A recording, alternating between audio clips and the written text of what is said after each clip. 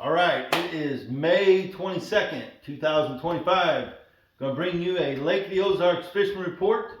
Things have changed, in the last 2 weeks since the last time we brought you a video. Mainly I would say the water level. The water level's come way up. We are sitting at 659.2, I think it is today. So it's just about full pool. And it's, in the last couple weeks, obviously, we've had a ton of rain. Truman's had a lot of rain, and a lot of creeks, and different river arms coming in the lake has gotten some rain. So that's obviously helped. But we've got Memorial Day weekend this weekend, and normally, Ameren seems to have the lake at full pool by the holiday weekend, so it's it's right on schedule being there. One thing I will say with that water coming up here in the last few days is I noticed a lot of stuff floating, bigger logs, not necessarily down lake, but up around Hurricane Deck area. I noticed a big one floating today. So just kind of be cautious out there. There'll be a lot of people out this weekend. Maybe, I don't know, they're calling for yeah, 3 to 5 inches of rain all weekend. So I don't know, you never know. We've been calling for a lot of storms and a lot of stuff here last couple of weeks, but it seems like it kind of comes through Oklahoma, comes up through Joplin, just about gets to the Ozarks, and it splits and it goes north or it goes south of us. So we've missed a lot of the major stuff here the last couple of weeks, but we have been getting rain. So water temperature, I'm going to say 68 to 74 probably, hovering around 70 degrees, I would say for the most part. It's pretty cool today, and some of these rains we've had have been pretty cool. So water gets up there in the upper 60s, 70s, and then just kind of stalls out until we get these a little bit cooler nights, and it takes quite a bit for that water to warm up over 70s and push into the mid to upper 70s. It'll be a little while for that, and that I'm okay with that. On top of that, the water is also pretty dirty. Upper lake all the way down. Man, what do you think? Toll Bridge? Yeah. Toll Bridge, before you really see it starting to clear off. I ain't even going to say clear off. Right. Before it loses its more dirtiness, and it's just more stained. As you get down, Gravois to the dam, it's clear. The lower end of the Niangua actually the whole Niangua looked pretty good today. We were up around Bridal Cave today, and that water looked pretty good. And all the way down to Highway 5 Bridge is still pretty good. And then that's where it meets the Osage there at Lynn Creek. And that's where you got that dirty water coming down the Osage. And it's pretty much stained all the way down. The glaze is dirty, all the way down, I'll say the Toll Bridge, even a little further. Right. Maybe almost to Buck Creek. Yeah. Yeah. But how did Buck Creek look the other day? Pretty stained. Stained still, pretty stained. So either way, so the water's got a lot of color, so I'm all right with that. It keeps these fish pretty shallow. There's some of them out deeper, already catching some out on these ledges, way out these points.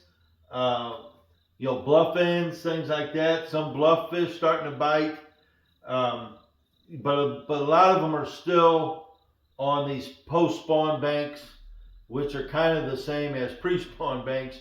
You've got fish, the other day had a pretty good day, topwater early. I say early, well, it was 10, 11 o'clock. We were still catching them on topwater. It was kind of cloudy, but it was a flatter bank. It was a spawning bank almost. It was, a lot of these fish, I'm going to say, are just finishing up. You've got some earlier ones that are done, and they're moving out, are wanting to move out. Their tails are tore up. You can tell, they're finishing up. But you got a lot of them that are staying shallow around the spawning areas. And most of them are your males, your fry garters, You know, we caught several keepers the other day, but most of them, I don't know, we may have caught one or two over three, but the majority of them are the males, you know, which is a lot of fun. You go out and catch a lot of fish right now on a variety of baits. You know, this is one of the times of years that there's probably, we've got a whole bunch here to show you. You know, I'll let Denise was out the other day. Well, you was out yesterday too. Yeah. Yesterday's here. So we've been water, throwing that yeah. Wacky rig probably. You know, the Wacky rig is still really producing real well, and she can tell you how she rigs it and sets it up. I rig it on a spinning rod. I have my braid, and then my leader. So 20-pound braid with my 12-pound leader. And I use the Gamakatsu Wacky head. It's an 1/8 ounce. And it's just got 2 little weed guards that spread out. But a lot of times, to be honest with you, those end up being broke off anyway. But they still, the hook is real good. It's got the 1/0 hook that is just, it really I love this setup. It's great for, you can literally cast it to the bank and bring it back real slow. You're gonna feel those rocks. You can also, on the spinning rod, that's where you can really get into skipping that way underneath those cables and those, the areas basically between the dock and the bank. And sometimes it's a larger span, sometimes it's a shorter. I would almost a smaller distance between the dock to the bank, and I'd almost kind of venture to say that maybe those smaller, because they're condensed underneath those docks, can be very, very productive. This is one of my favorite. Yeah, just less of a place for them to be. You wouldn't think, it'd make that much difference, but the dock is a little closer to the bank. The catwalk's not quite as long. Yeah. But she is right. I don't care who you are. In about 10 minutes, you can learn to skip a Wacky rig, Cinco. Whether you rig it up like this, same setup as she has, except mine has just got the 1/0 hook without the weight, and that will allow me to really skip it in there, and then that thing sinks just a little bit slower. It's a lot slower presentation.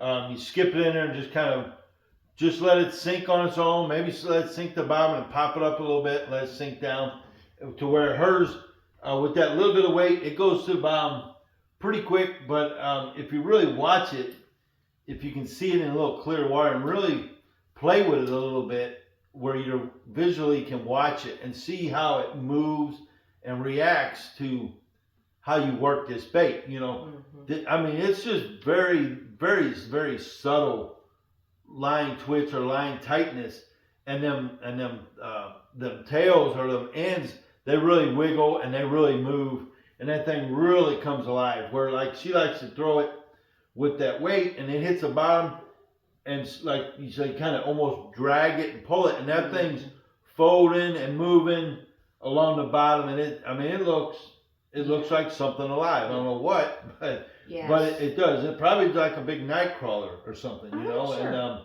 I think the way you're throwing it, sometimes these fish are a little maybe relating to the bottom feeding compared to this might be a little more. If I'm fishing 8 foot of water and I skip it in there and they're kind of suspended, maybe fry garters, where they kind of move around and follow these fry around, protect them. As this thing gets around close to them, it seems like they really, will bite this really good. This is kind of a, I call it June bug, I guess it is. That little dirtier water, I kind of like it. You was fishing that little bit clear the other day. Yeah. Is that just straight green pumpkin? This green pumpkin Bait Caves slim sticks. And really, when you think about the weight that you've got on here, if you're fishing closer to the bank, that thing's on the bottom quick. And Yeah, then how, as you're how getting, deep, inches, how deep were you fishing the other day? stirring 2 foot? up mud. Yeah. Yeah, pretty Yeah, shallow, real yeah. shallow. So those were definitely fish that were still spawning Mm-hmm. or just coming off. I mean, when a lot of these fish you're catching, they're beat up still. They're pretty tore up, Yeah, So you can open bank, you can get underneath the catwalks, and you can go all the way to the back. Now, right now, he's talking about a lot of debris floating. Well, there's also debris in the backs. All that sawdusty stuff. it's got big logs and things, that have really been laying on the bank now that the water's up. So Yeah. you've got a lot of, stuff that this has also been very productive all the way in the back of the coves. Yep. So, the Wacky rig, if you're not sure what to throw and you just want to catch a lot of fish, that Wacky rig is going to catch you a lot of fish. We'll talk about numbers mainly to catch numbers and some good fish. The other one is just a shaky head, just your normal little shaky pro, crackhead little shaky pro. This is just a little 1/4 ounce. I like the light one, and it's just a little mag finesse this time of year.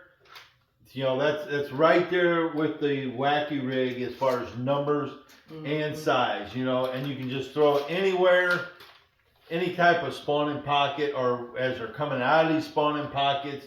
Haven't really caught a whole lot on steeper banks, just yet. They're still favoring the backs and the spawning areas, so you skip this or flip it back up underneath them catwalks, on them shallow corners of them docks, underneath these cables, the floats that are out there by themselves. Am I in 8 foot? 8 foot? Yeah, I mean everything's 8 foot or less. Definitely. So just that crackgator shaky pro head with a mag finesse, green pumpkin.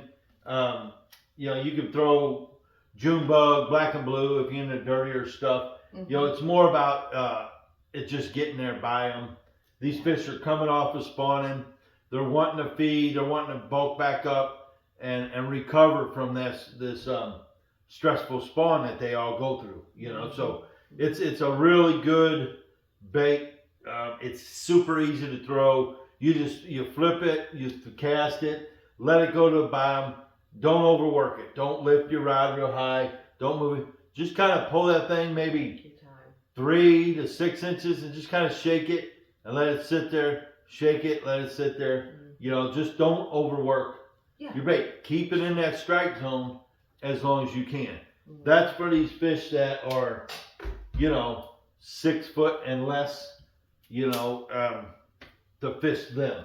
And really keep your line and your rod straight so that you can see.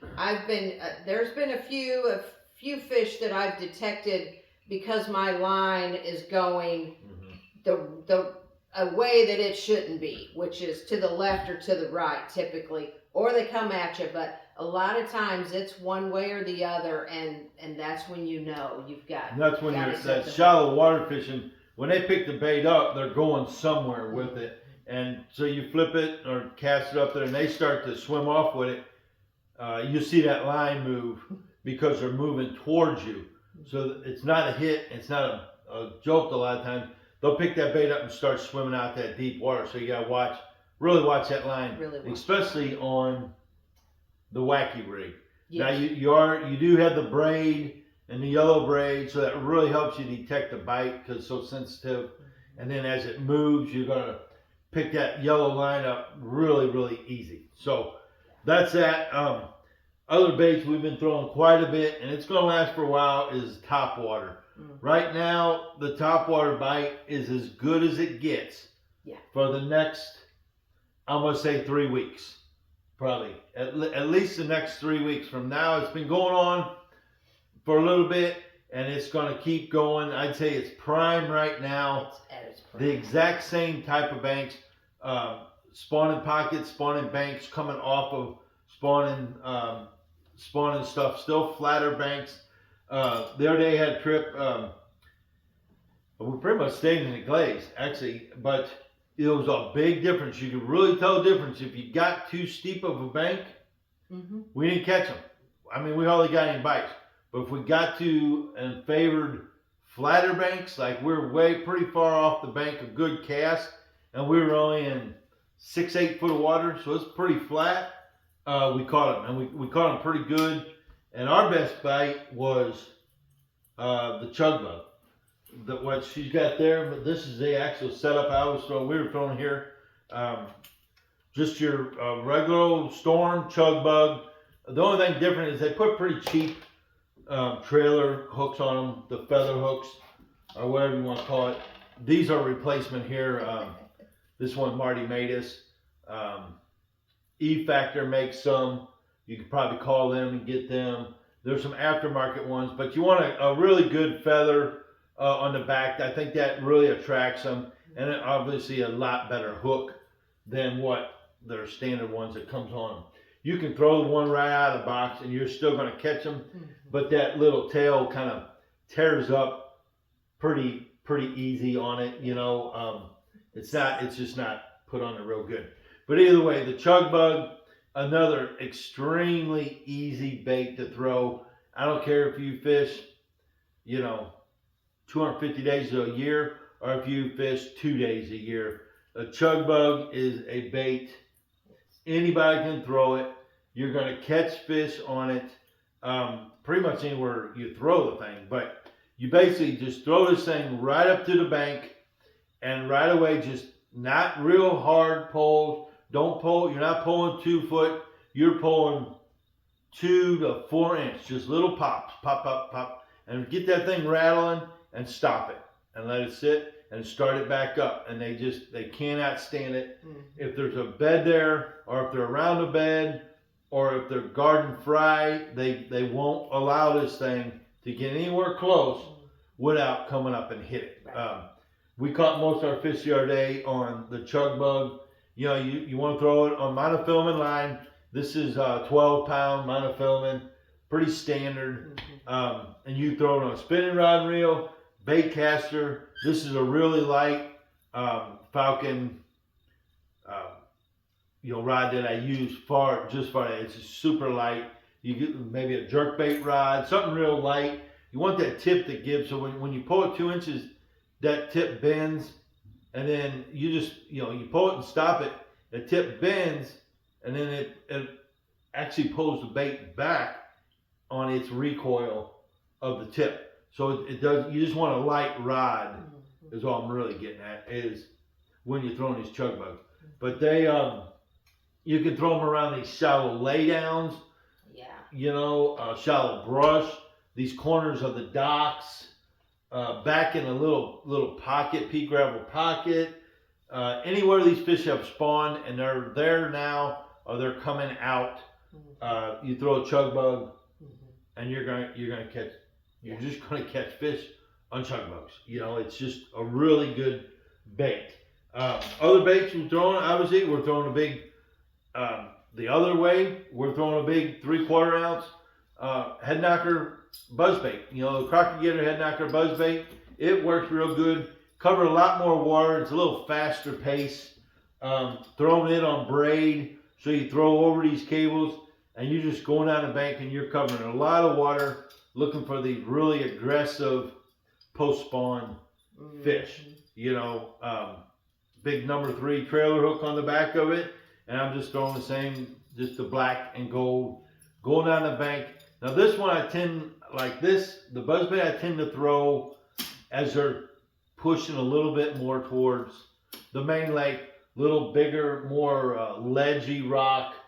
As these are for the first spawners, the ones that are really kind of moving out away from the pea gravel pockets. You could literally start on the main lake right now and work your way down banks to a pea gravel pocket to see where you're going to get some bites. But the buzz bait's usually, I'll fish it back in pockets, but it's more main lake, these little steeper banks moving back to where they're heading right now. They've been in the back and they're headed out And the buzzbait's just a really good topwater. And you're talking about moving your way back to the back. Throwing this buzz bait too. This is also a bait that you get around the cables. You can't be afraid to get underneath the catwalks and you'll get some surprise hits that. A lot of them. You know, another thing, like right now we got a spawn shad. A spawn shad. That would be a shad spawn going on right now. So in the mornings and stuff, the shad are running the banks. You'll see a lot of them. So the topwater is really good for that. The buzzbaits, the Chapo, this Berkeley Chapo, and this shad. I think it's called a thread fin. But it looks just like a shad, and that one really produces well. We caught a few on that the other day. You know, and same setup. You know, just a heavier rod, spooled up with braid, and you can cover a lot of water. Oh, yeah. Almost parallel the bank with this, and you'll get a lot of bites with that. So we've got the chug bug, the buzzbait, the Chapo, and of course the old spook. Just a head knock or a head and one knock spook. Just a good old bone color. You can throw the bone, you can throw a sexy shad. I don't think it really matters. You're throwing it up there where them shad are up on the bank trying to spawn. They're all running together, and you just work that thing. You know, throw it right on the bank. Work it out about 2 foot and stop it. Just let it sit there, and then start working it again. It's kind of how I like to work the spook. I like to start and stop it, like make some commotion, get it out of the ways, and stop it. Just let it sit there, and then start it again. That's usually when the fish, like they've watched it, they're waiting, and then it moves again, they jump on it. You know, so you're imitating shad, and you're also imitating right now, you'll notice there's a lot of little geese. What are them called? Goslings. Little, I guess, goslings. Yeah. Anyway, the little geese. So. A lot of mallards have hatched out. Little bitty ducklings, and they look just like these buzzbaits shooting across, fluttering across the water. So shad, little ducks, whatever they think it is, you know, topwater right now is excellent. To throw. At least, you know, I'd throw it at least an hour. If you're not getting bites in an hour, then it's not the day. They're not in the mood.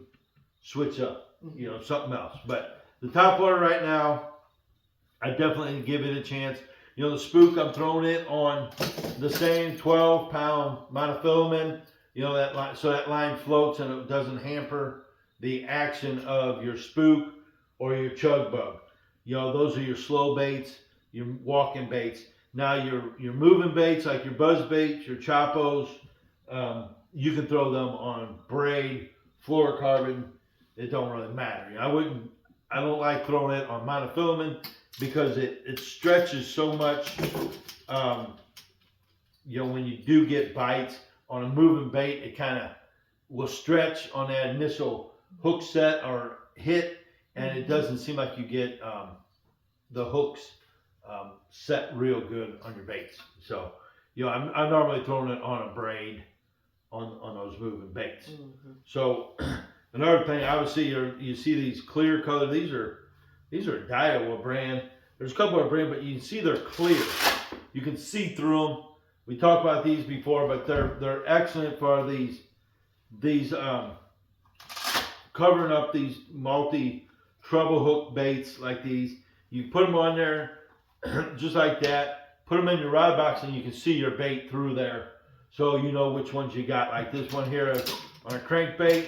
I got one on a spook. I got one on this Chapo. When all these are piled up in the rod box, I can look in there and see what it is without you know, having to pull that off of there. So that's topwater. Now that's the fish that are spawning or moving out. They've just finished up, and they're just now post spawn.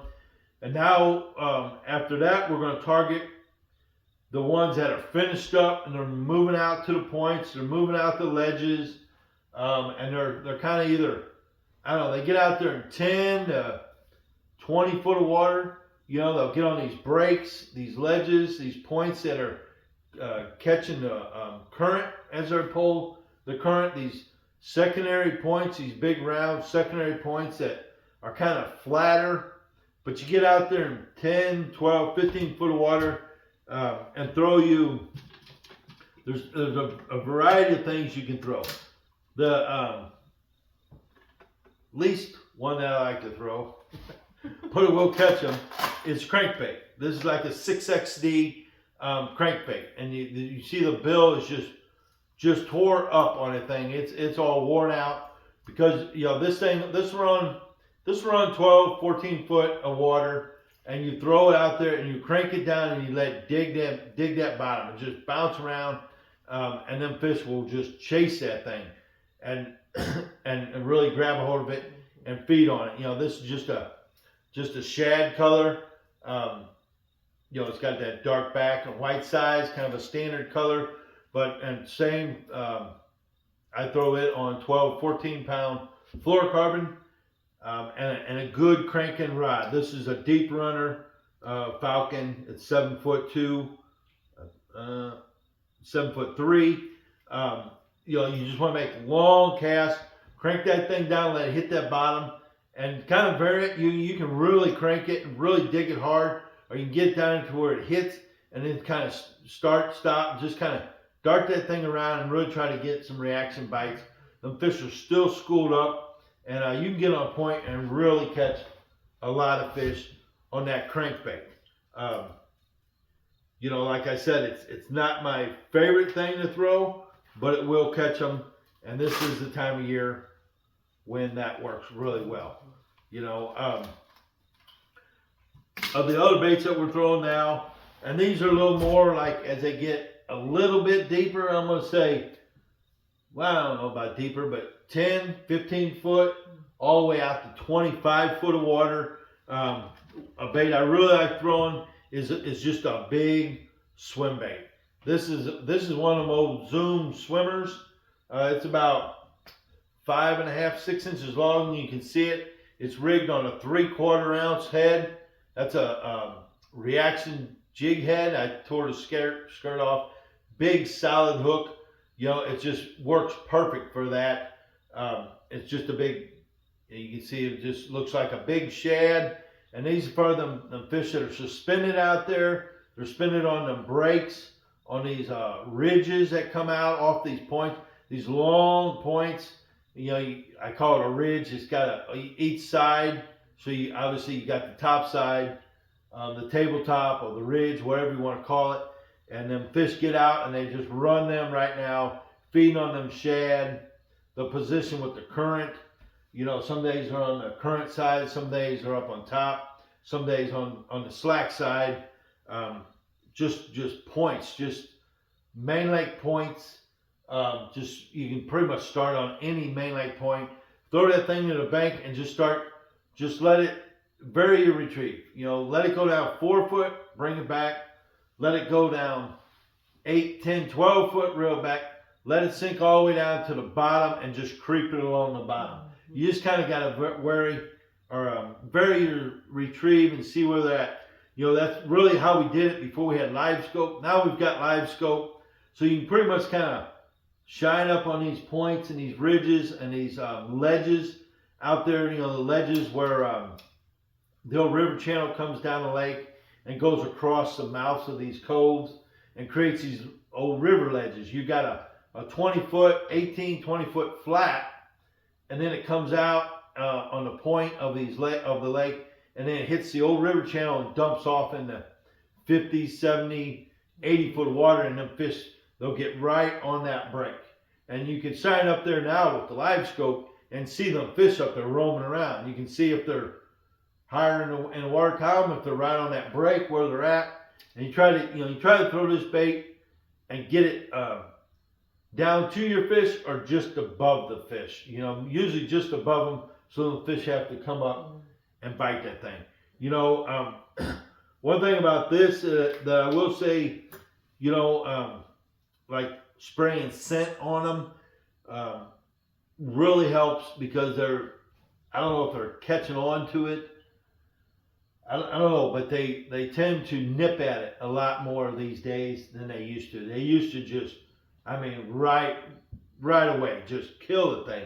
So, a good, like the strike force, the shad, obviously shad, you're imitating big shad, really douse this thing down, and let it kind of soak in. Maybe take your bag of your swim baits.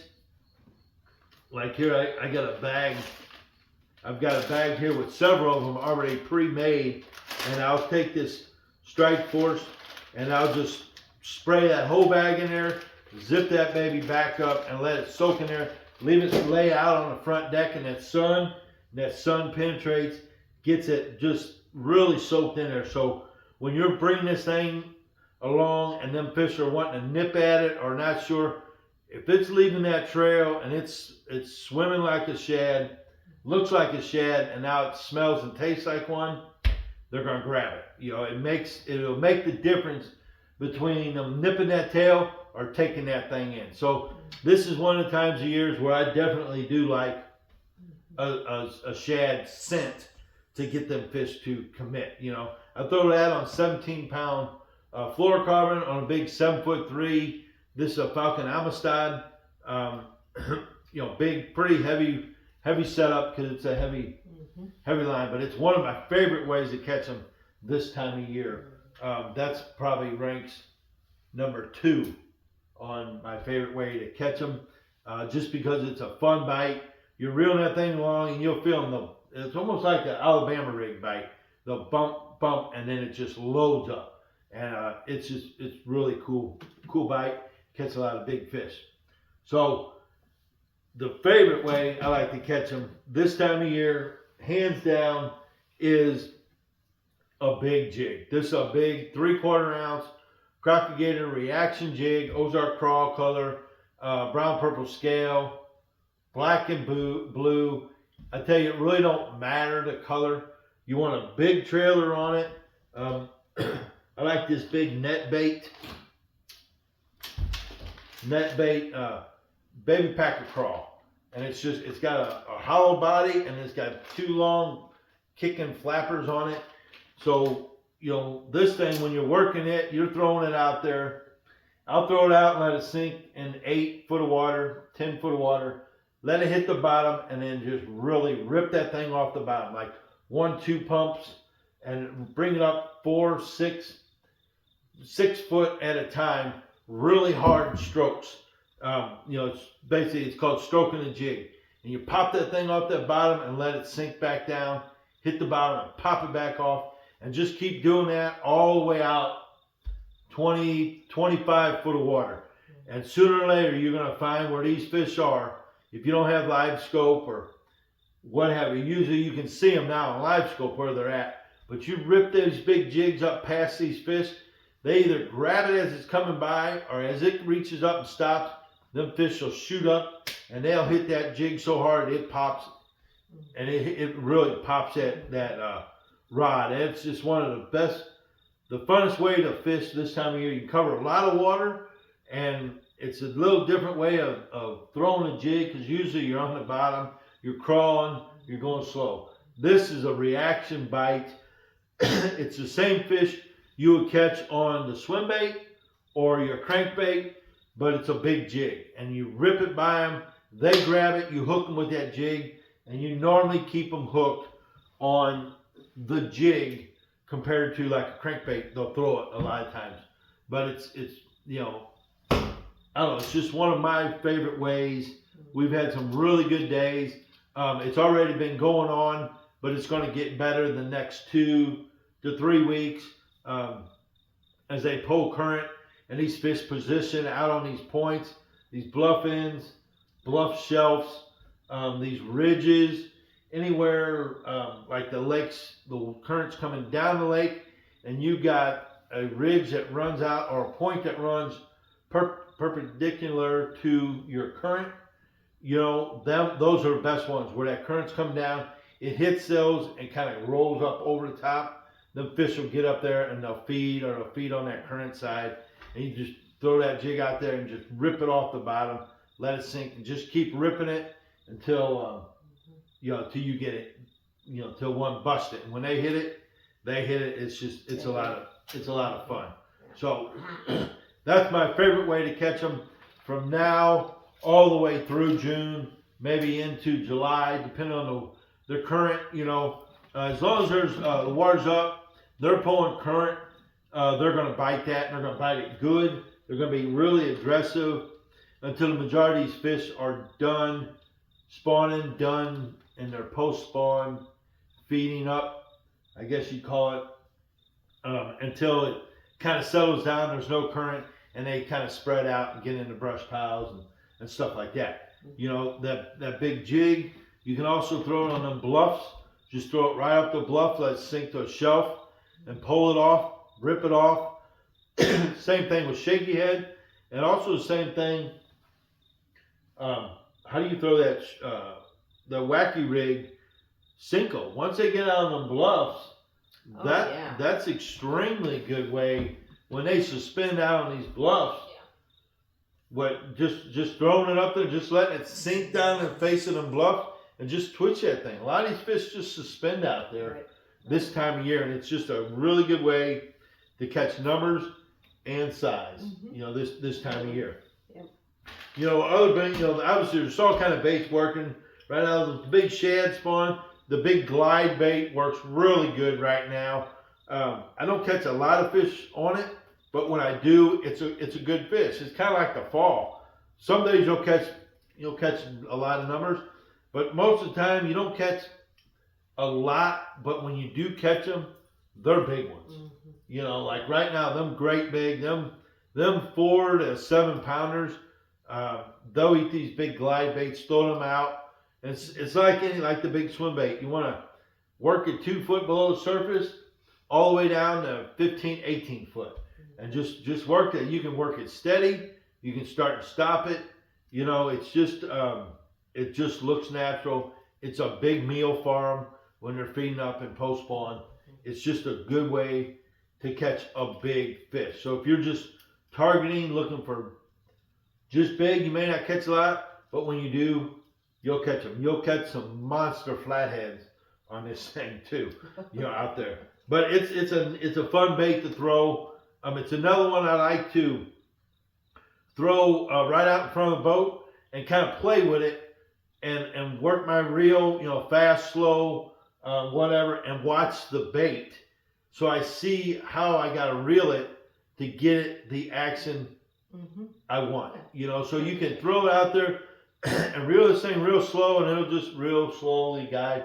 You can start and stop it, and it'll dart around. So you just kind of watch and play with it before you're really fishing with it to see how you need to work your rod or your reel to get this thing to work and act like you want to. This is great for swimming along these deeper docks, sitting out over the channels. You can let that thing sink down just below the foam and work it real good. And especially this time of year, a lot of them big fish will suspend out over them deep docks for a while they're recovering and feeding up. And this is a really good way to catch them big fish. So that's about it for bass right now. The crappie are still biting. They're starting to move out some. Obviously we're still throwing a little crockier, little 3-inch swim bait. Bojangles makes a really nice 2.8 little swim bait. The Kitex makes a nice one. And just swimming those alongside these docks, shooting up in these wells, will catch you plenty. We're getting into, it's still another few weeks off, at least for us, but the trolling of the crankbaits that people talk about for a crappie. And this time of year, or as you get into summer, trolling crankbaits for a crappie is probably the best way to catch them and catch some good ones. We usually throw like a Bandit 300 series. I've got these new ones I've been throwing, and I'm really anxious to throw some more. It's a Glover custom lure, and you can see this one. It's kind of a pearl with that chartreuse bottom, and then of course the pink. And the bill's a little bit longer, a little narrower. And I'm anxious to throw these a little more because they're going to go just a little bit deeper, and they should give me a little tighter wobble. They already come pretty good with real good hooks on them. So those you just cast out behind the boat, let I don't know 30 yards of line out, and then engage your reel and just sit there and just let them things work. And usually they're on the corners of coves, out in the center of the mouths of these creeks, bluffs. You just throw right down the face of a bluff, and you'll see the shad or you'll see the crappie, and you'll go to them and you'll catch them. And you can just go back and forth. Once you figure out where they're at, kind of get you a landmark on that bluff or somewhere, and you can go back and forth throwing crankbaits and catch a lot of crappie and a lot of good ones in the summertime. So that's kind of the crappie. I don't know a whole lot else we can tell you for bass fishing right now. I do know that the trips, all the trips, our trips, the other guides we talk to, a lot of people, they're catching a lot of fish right now. It's probably the best time to come to the Ozarks to have good weather, catch a lot of fish, and catch big fish. Is this the whole end of May and all of June? You can pretty much expect to come down and catch fish doing on any of this we talked about, and then even other things too. We got other things we do just to catch numbers, but right now is probably the best time to come down for the next at least a month. The boat traffic's getting there. I know this is pretty busy. This is a holiday weekend. It's probably going to get pretty busy. I don't know how busy the lake's going to be because it's supposed to rain and storm all week, but this is usually the start of it. So if you can get down here during the week, it's always better. Get down here, get out early, fish early, 6, 10, 11 o'clock, and then go on in and enjoy barbecue or do something else. That water temperature is still a little cold for me to be out there coving out, fishing, or swimming and stuff. But the lake's in good shape. The Ozarks, the whole surrounding areas is in good shape. Restaurants are all open. Your lakefront restaurants are open. We've got we're on the west side, so we've got all the good stuff over here. CG's Mini Mart down there, right there next to Sport World, where we get our boats. Any service, they got some new Vexus in, a new brand new aluminum. I seen Gary pulling in today with a brand new, that great big aluminum bass boat. It's got a 250 on it. That thing is slick now. It's got a deck on it as big as this VX20 or probably bigger. But if you're in the market, take a look at Gary at Sport World. Any service, they'll take care of anything. I've got my motor back here. I've got about 10 hours on it. They rebuilt the motor, put a new power head on it. No issues, no problem. Doing good. So, I mentioned CG's. They serve breakfast. They've got lunch menu. They've got hot food. Hot food all day. They pre-make sandwiches every day. Good lunch meat sandwiches. They've got Godfather pizza down there. Of course, they've got beer, all the alcohol, whatever else you would need down there. Easy in, easy out. I get gas there all the time. We fill up our trucks, our boats, everything there. Right up the road, you got the branding iron. Had branding iron for dinner tonight.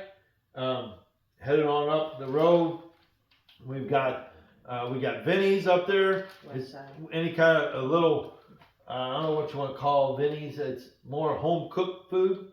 A lot of specials. They vary. Really, really good food. It's right across from Bryant's Old Sage Outdoors, another tackle shop up there. West Side Pubs, a little secret spot kind of. Probably won't be now, but West Side Pubs got great service, great people in there. Chances are, they've been there forever. If you've been to the Ozarks, chances are, you're going to get a lot of food for your money there. You got Taboo, the little burger place there.